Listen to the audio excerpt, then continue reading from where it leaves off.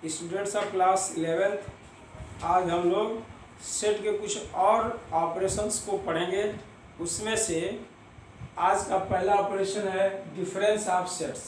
दो सेट्स के डिफरेंस को कैसे डिफाइन करते हैं।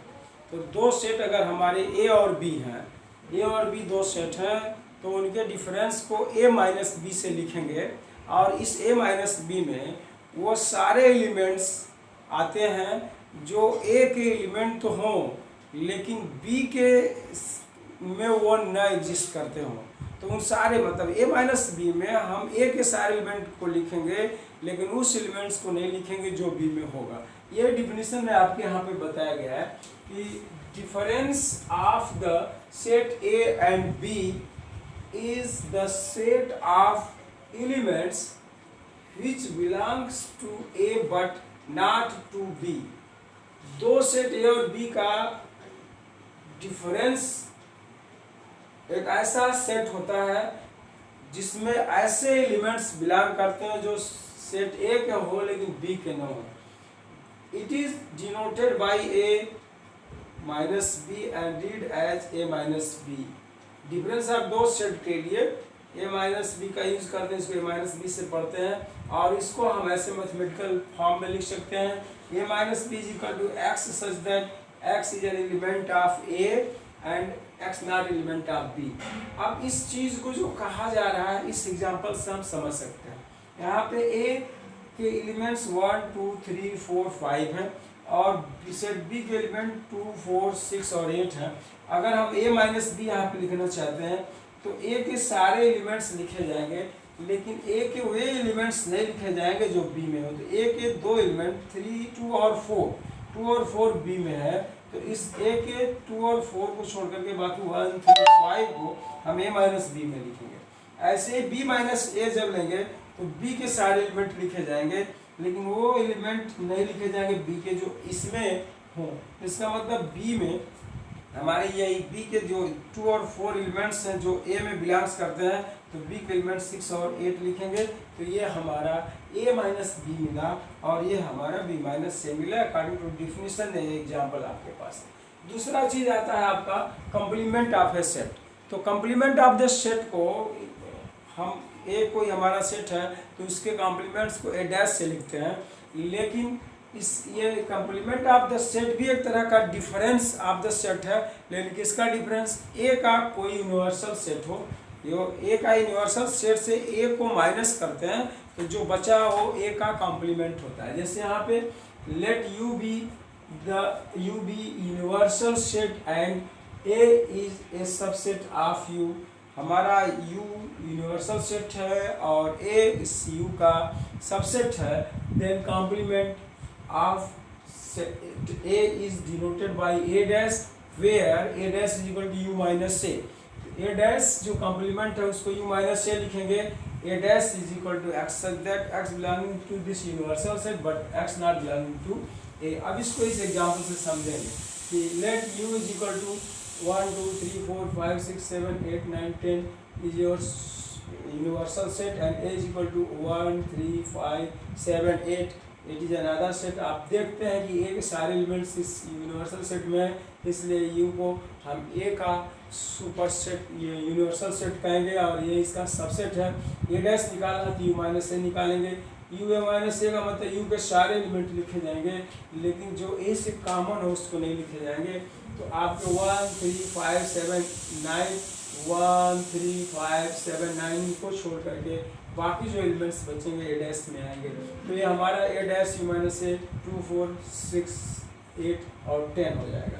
कुछ फार्मूले हैं, ये फार्मूले बहुत ही इम्पॉर्टेंट हैं एक्सरसाइज के अच्छे से प्रॉब्लम को करने के लिए। कि अगर हमारा मान लीजिए कि यूनियन है ए और बी का यूनियन और ए और बी का इंटरसेक्शन है तो इसमें एक रिलेशन होता है number of A union B is equal to number of A plus number of B minus number of A intersection B. A और बी के यूनियन में जितने एलिमेंट होंगे वह इक्वल होंगे किसके? ए के number of element plus B के number of element minus A और बी के इंटरसेक्शन के नंबर ऑफ एलिमेंट के बराबर होते हैं। अगर ए इंटरसेक्शन बी 5 होता है तो n of A intersection B 0 होगा, और उस केस में ये फॉर्मूला हमारा n A union B n A plus n B के बराबर हो जाता है।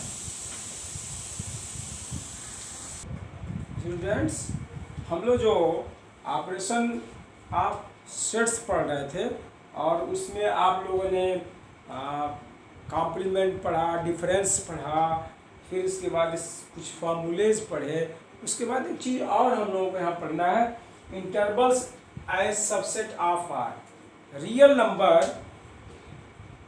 नंबर को एक नंबर लाइन पे रिप्रेजेंट किया जाता है, और उस नंबर लाइन में से कोई पार्ट ले लिया जाए तो वह उस रियल नंबर का क्या हो जाता है, सबसेट हो जाता है।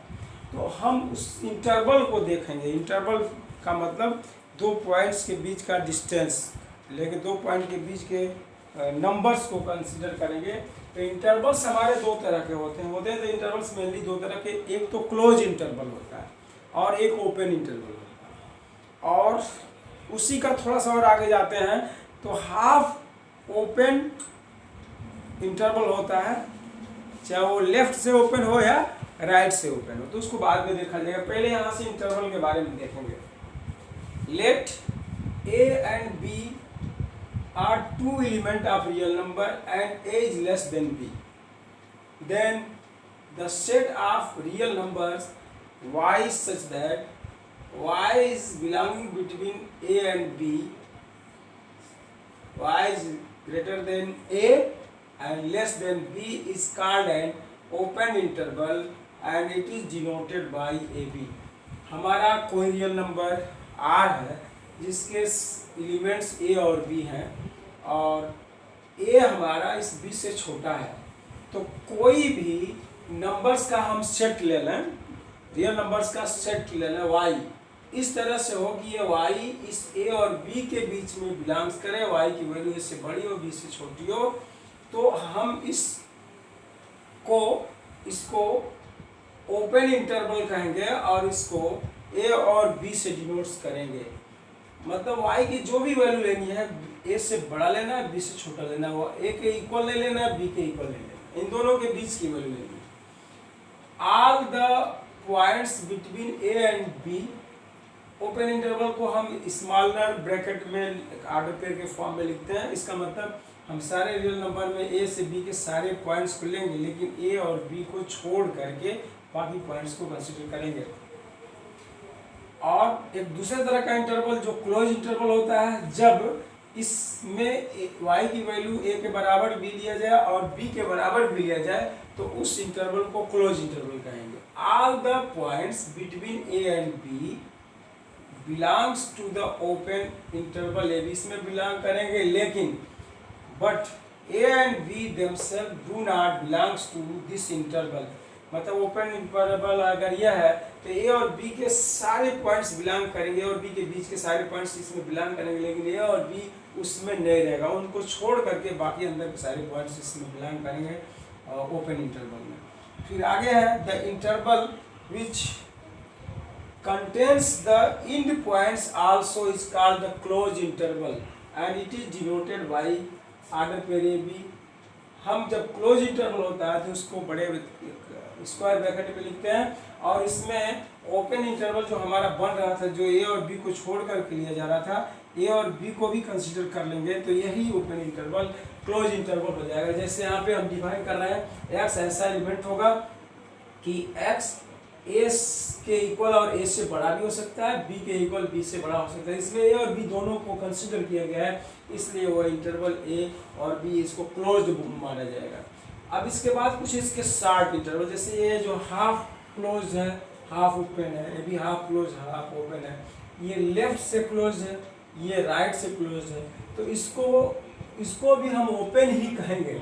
जब एक तरफ से वो ओपन होगा तो इसको ओपन ही कहेंगे। जैसे मान लीजिए ये हमारा ए बी, इधर से स्क्वायर ब्रैकेट, इससे स्मॉलर ब्रैकेट, ये बी के तरफ से ओपन है और ए की तरफ से क्लोज है, तो इसको लिख सकते हैं A X such that A is X is such that X is equal to or greater than A and less than B.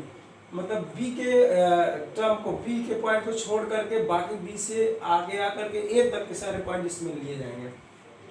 Is an open interval from A to B including A, including A माने उसमें ए रहेगा, excluding B, B नहीं रहेगा।